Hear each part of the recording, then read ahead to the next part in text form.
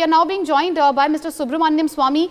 Thank you, sir, for joining us on NewsX. Your first reaction, it's a big win for the Hindu side, sir, as far as the Gyanvapi case is concerned. What do you think are going to be the larger ramifications of this verdict, sir?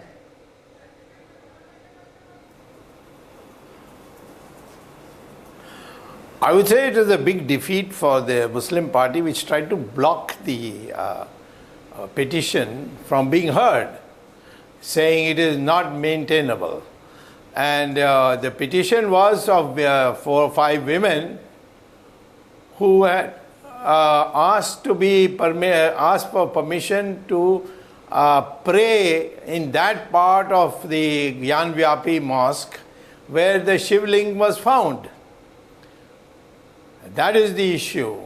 And for the hearing could not take place because the Muslim parties came with a petition saying that it is not maintainable and should not be heard.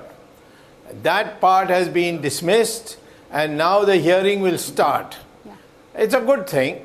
I would be happy, I would celebrate it, but I would not say the work is over. Yeah. You say, of course, a lot more remains to be done, sir, but as far as the 1991 Act is concerned, that was the basic tenet of the Muslim side's argument. They kept arguing that under 711, because of the 1991 Act, the entire argument of the Hindu side was untenable. It should not be heard at all. Do you think that this verdict is going to, one, smash that argument and also open really, as far as other controversial cases are concerned, bring about an opening for them as well?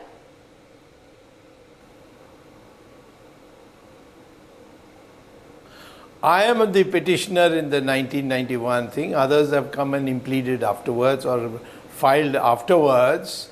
So let me tell you, that is a question of replacing the mosque with a temple. Yeah. The present petition before the lower court is that the women should be allowed to do puja in a small part of the Gyanvapi mosque where the Shivling has been found. That's all. So there's no connection between what the women have asked for, the ladies have asked for in the lower courts, and what the Supreme Court is now considering. Okay. So the Muslim parties may be bluffing you. Don't fall for that bluff. Do you say these are completely unconnected, sir? Talking really about what next in the case, what do you think should follow now? Perhaps, as the Hindu side says, a complete ASI survey of the Gyanvapi complex, even carbon dating rather, of the Shivling?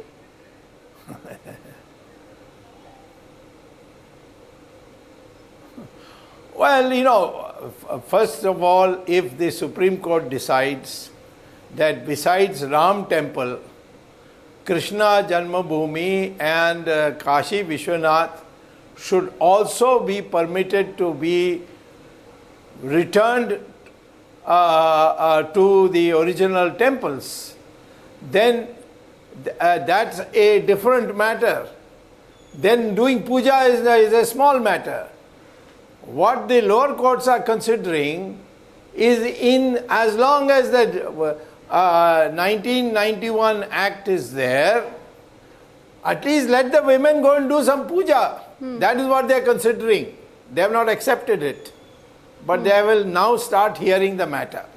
The court will now start hearing the matter. Do you think, sir, now it should be fast-tracked, perhaps a day-to-day hearing, the need of the hour?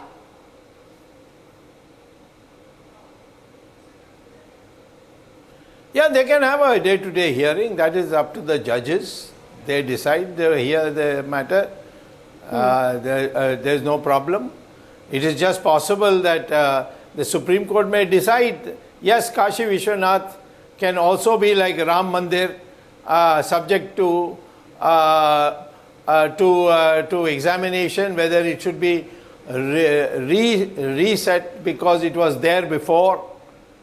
And like in the Ram Mandir, I was able to prove in my petition that yes, there was a Ram temple before.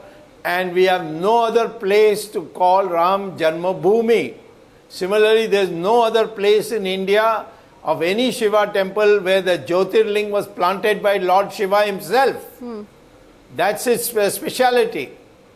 There is no other place in India where Lord Krishna was born. So Mathura is also special for that. And would you say, sir, the fact that the court is going to hear the case, this verdict is going to have a falling out or a bigger ramification for other, cases as well, since you mentioned the contentious Krishna Janmabhoomi and similar other, contentious cases?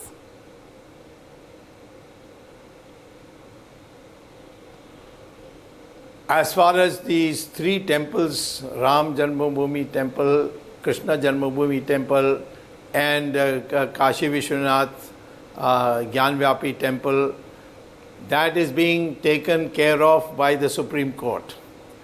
All that the lower courts can do is whether you should be allowed to do puja or not puja. Can you visit Gyanvapi mosque and see where else they are? These are the things they can decide.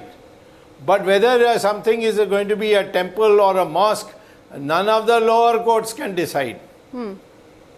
Right. Lower courts, of course, sir, cannot decide on that, but the hearing is going to start simply on a very small point of whether these women should be allowed to do puja archana as they are demanding. But do you think that perhaps it's time now for the apex court as well to look at all the historic wrongs as well, something which the Hindu side had been pushing for, and as far as the Muslim side is concerned, they kept claiming that they are completely protected under the so-called 1991 Act, which you have challenged yourself, claiming that under this Act, these contentious issues cannot be discussed altogether, sir.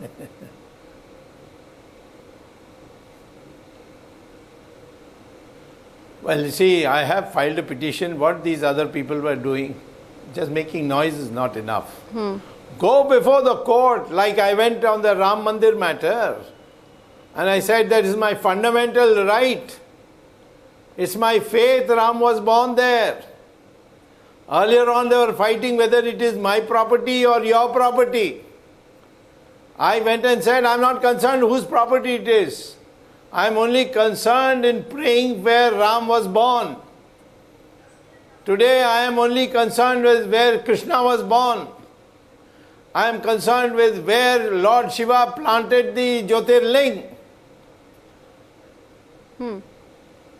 Fair enough, sir. And that is before the Supreme Court. It cannot be before any local courts. Fair enough, sir. Last question before we let you go. There are many naysayers who say that, this sort of verdict is going to open floodgates for similar arguments, for similar petitions and cases. Perhaps they have started claiming that other mosques, other religious, places belonging to the minority community which are in the crosshairs of other religion could also crop up. What would you say to those today, sir?